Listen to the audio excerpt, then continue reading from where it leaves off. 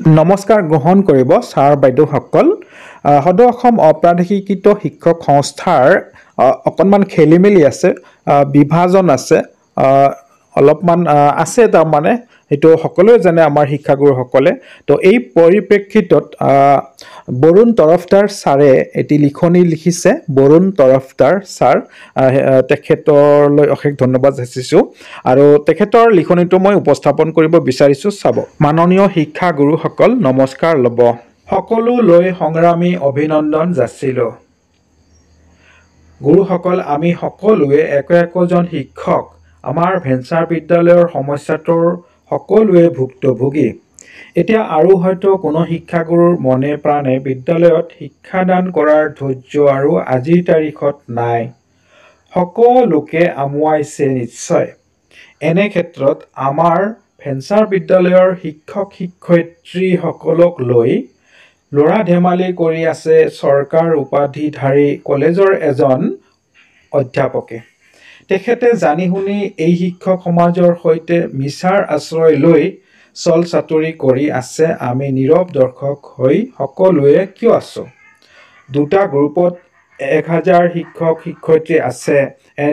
একেখিনি শিক্ষক শিক্ষয়িত্ৰী দুটা গ্ৰুপত আছে। মিছা অপবাদ দি মাননীয় হৰমোহন বৰা ছাৰক সন্থাৰ পৰা আঁতৰাই তেওঁলোকে বহু নাটক আজিৰ তাৰিখলৈকে কৰিলে। কিন্তু মাননীয় বৰা ছাৰে সন্থাটো বহু কষ্টৰ মাজেৰে আজিৰ তাৰিখত জীয়াই ৰাখিছে। আমি আটাইবোৰ কথা শিক্ষক হিচাপে পুংখানুপুংখভাৱে ভাল বেয়া হৃদয়ংগম কৰিব পৰা ক্ষমতা থাকিব লাগে। মাননীয় শিক্ষামন্ত্ৰী বা মুখ্যমন্ত্ৰী মহোদয়ৰ সৈতে আলোচনাত আমাৰ দাবীবোৰ সজোৰে উপস্থাপন কৰিব পৰা ক্ষমতা আমাৰ সন্থাৰ মাননীয় সভাপতি হৰমোহন বৰা ছাৰৰ বাহিৰে কাৰো নাই। আদিৰ পৰা মাননীয় বৰা ছাৰে অসমৰ সমূহ ভেঞ্চাৰ LP2 কলেজৰ সমূহ সমস্যাৰ বিষয়ে কৈ আহিছে। তেনে ক্ষেত্ৰত বহুধা বিভক্ত হৈ আমাৰ শিক্ষাগুৰুসকলৰ কিবা ভাল খবৰ চৰকাৰৰ পৰা আশা কৰাটো আকাশত চাং পতাৰ দৰে। আমি সকলোৱে একগোট হৈ যুঁজিলে নিশ্চয় আমাৰ সমস্যাটোৰ সমাধান সূত্ৰ উদ্ভাৱন হ'ব। ই 100% সঁচা।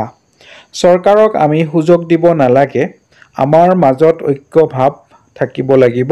সকলোৱে একেলগে মাৰ বান্ধি থিয় দিলে চৰকাৰে আমাৰ সমস্যাটো সমাধান কৰিবলৈ বাধ্য হ'ব। জানি শুনি আমি কিয় ভুল কৰোঁ? গতিকে মাননীয় শিক্ষাগুৰুসকল, LP2 কলেজ সকলোৱে সজাগ সচেতন হৈ একগোট হওক। সকলো শ্ৰদ্ধাৰ শিক্ষাগুৰুসকললৈ মোৰ কৰজোৰে প্ৰাৰ্থনা। মাননীয় সভাপতি বৰা ছাৰৰ নেতৃত্বত আমি নিশ্চয় অতি সোনকালে ভাল খবৰ পাম। এই আশাৰে ভগৱন্তৰ চৰণত ভক্তিভাৱেৰে এই প্ৰাৰ্থনা জনাই সামৰিছোঁ। ধন্যবাদ। ভিডিঅ'টিত লাইক কমেণ্ট শ্বেয়াৰ কৰিবলৈ নাপাহৰিব। যদি চেনেলটো এতিয়াও ছাবস্ক্ৰাইব কৰা নাই প্লিজ ছাবস্ক্ৰাইব এটা কৰি দিব। জয় আই অসম।